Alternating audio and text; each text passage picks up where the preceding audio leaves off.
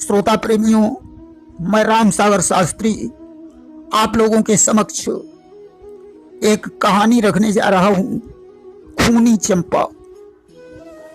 देखिए, अंधेर नगरी में एक मदन चंद सेठ रहते थे, जिनकी पुत्री का नाम चंपा था, जिसके शरीर की सुंदरता रत के मान को लजाती थी। उसके उजले मुख की आभा बिजली का मान घटाती थी। चंपा बड़ी सुंदर थी। उसे विवाह के योग्य देखकर मदन चंद ने चौपट नगरी में करोड़पति सेठ के पुत्र पन्ना के साथ उसका विवाह कर दिया। चंपा तो 16 वर्ष की थी, परंतु पन्ना की उम्र 9 वर्ष की ही थी। विवाह करने के थोड़े दिनों के बाद मदन सेठ का देहांत हो गया। इधर गौना भी नहीं हो पाया था। चंपा अपने मायके में थी। वह अपनी सखियों से कहती थी, बहन, मेरे पिता ने कितना बुरा किया, एक बच्चे के साथ मेरा विवाह कर दिया। सखियां कहती थी, बहन धीरज रखो, तुम्हारे पति भी किसी दिन जवान हो जाएंगे। परंतु चंपा के बात समझ में नहीं आती थी। अचानक एक दिन एक जोगी भिक्षा मांगने के लिए दरवाजे पर आ गया। उसने आवाज लगाई कि जोगी ने सदा लगाई है, मैं भिक्षा दीजिए माई है, क्यों इतनी देर लगाई है, मैं भिक्षा दीजिए माई है। अब तो ज्यों ही जोगी की आवाज कान में पड़ी, चंपा भिक्षा लेकर बाहर आई। जोगी के रूप को देखकर मोहित हो गई और जोगी से कहने लगी, अरे जोगी, कि अपनी बना लो दुल्हनिया, बात मानो हमारी। जोगी बोला कि कैसे बना लूं दुल्हनिया, तुम हो माता हमारी। चंपा ने कहा, मैं तुम्हारी माता कैसे हो गई? जोगी बोला, जो लड़कियां कुंवारी हैं वे सब मेरी बहन बेटी के समान हैं, जिनका विवाह हो गया है वे मेरी माता के समान हैं। चंपा ने कहा, याद रख जोगी, अगर तूने हमारी बात नहीं मानी तो मैं तेरे ऊपर झूठा दोष लगा दूंगी। अब तो जोगी ने विचार किया, स्त्री जब अपने पर उतारू होती है तो वो सब कुछ कर सकती है, अबला सबला हो जाती है जब क्रिया चरित्र दिखाती है। हाथ जोड़कर कहने लगा, देवी, अगर नहीं मान रही हो तो दक्षिण दिशा में मेरी कुटी है, तुम उसी कुटी में आती रहना। जोगी तो भिक्षा लेकर चला गया। ज्यों आधी रात हुई, चंपा विचार करने लगी कि हो चुकी आधी रात निखंड, हो चुके घर घर फाटक बंद, नहीं मेरे दिल को चैन करार, करूंगी जोगी का दीदार। जाना ही चाहती थी, तब तक बांदी आ गई। उसने कहा, आप इतनी रात को कहां जा रही हो? चंपा ने हकीकत बताई। बानी बोली, इतने बड़े घर की बेटी होकर जोगी से मिलने जा रही हो? चंपा ने कहा, देख बांदी, यह बात हमारे तुम्हारे बीच में रहनी चाहिए। बांदी ने कहा, ठीक है। अब तो चंपा को जोगी से अथाह प्रेम हो गया। और इधर चंपा का पति पन्नालाल जब जवान हो गया तो उसने चंपा का गौना लेने का विचार बनाया। अपने दोस्त खुशदिल को साथ में लेकर वह अपनी ससुराल में पहुंचा। उसके पहुंचने पर चंपा का चेहरा उतर गया। मां ने कहा, बेटी, तुम अपनी ससुराल जाएगी, इसमें दुख की क्या बात है? चंपा ने कहा, मां, मैं ससुराल जाना नहीं चाहती हूं। मां ने कहा, बेटी, जाना तो पड़ेगा ही। जैसे तैसे खाना खा पीकर सारे लोग सो गए। खुशदिल जागता रहा। ज्यों चंपा जोगी के पास जाने के लिए बाहर निकली, खुशदिल भी उसके पीछे पीछे चल पड़ा। चंपा कुटी में चली गई। खुशदिल वहीं छुप गया। जोगी ने पूछा कि आज इतनी देर क्यों, तुमको प्यारी हो गई, दो बता नियत तुम्हारी, क्या किसी में खो गई। अरे आज इतनी देर कैसे हो गई, क्या किसी दूसरे का चक्कर है।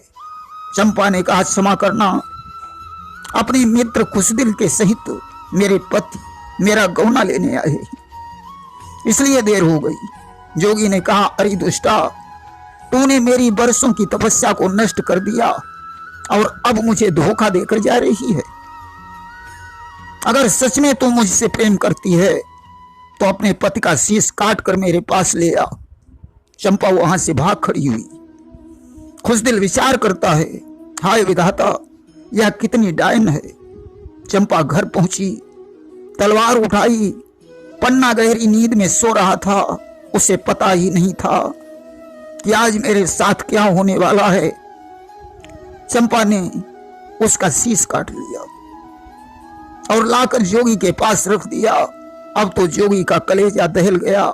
उसने विचार किया स्त्री में कितना साहस होता है। जोगी ने कहा अरे दुष्टा, तुझे तो नर्क में भी ठिकाना नहीं मिल सकता। जब तुम 7 फेरे लेने वाले की नहीं हुई तो मेरी क्या हो सकती है। अब मैं तेरी नाक काटूंगा। जोगी ने ज्यों अपने मुंह से उसकी नाक काटी, उसी समय खुशदिल ने उसके पेट में खंजर भोंक दिया। जोगी मर गया।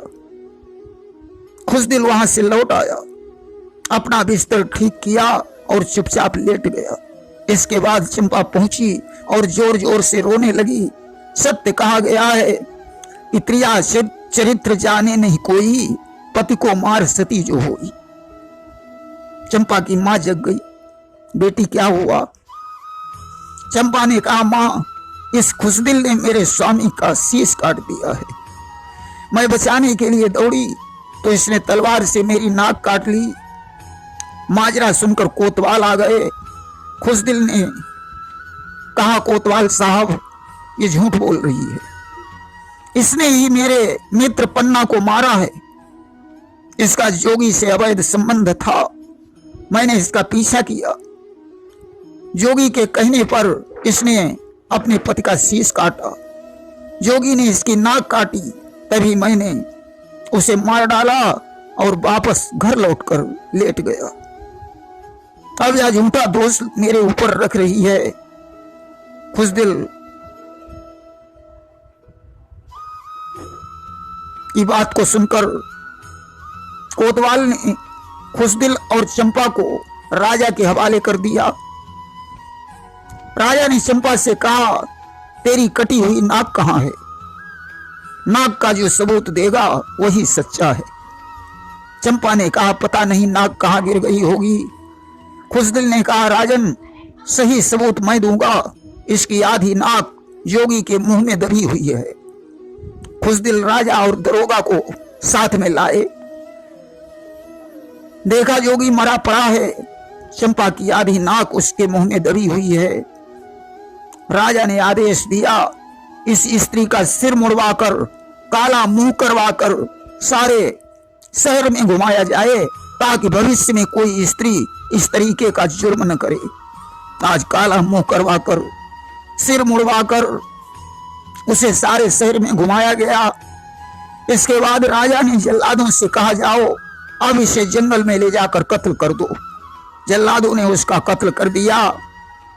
इधर खुशदिल ने अपने मित्र की लाश राजा से मांगी और बियावान जंगल में रखकर विलाप करने लगा। उधर भगवान शंकर पार्वती के सहित विचरण करने के लिए निकले।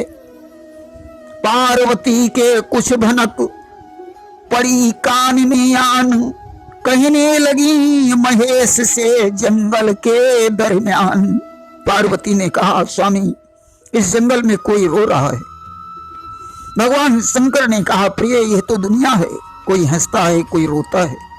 पार्वती ने कहा स्वामी, आप सत्य कह रहे हैं, परंतु यह दर्द भरी आवाज मुझे अपनी तरफ खींच रही है। पार्वती के आग्रह पर शंकर जी भेष बदलकर खुशदिल के पास पहुंचे और बोले, बेटा क्यों रो रहे हो? खुशदिल ने सारी कहानी बताई। शंकर जी ने अपनी उंगली को चीरकर उसके मुंह में अमृत डाल दिया। अब तो राम राम कहकर पन्ना उठ बैठा। भगवान शंकर पार्वती के सहित अंतर ध्यान हो गए। पन्ना पूछने लगा, मैं तो ससुराल में था, यहां कैसे पहुंचा? खुशदिल ने आज से अंत तक सारी घटना बताई। पन्ना ने कहा, मित्र, ऐसी नारी से तो कुंवारा ही रहना ठीक था। तुम्हारे जैसा सच्चा मित्र और कौन हो सकता है? दोनों घर वापस लौट आए। प्रेम से बोलिए वृंदावन बिहारी लाल की जय।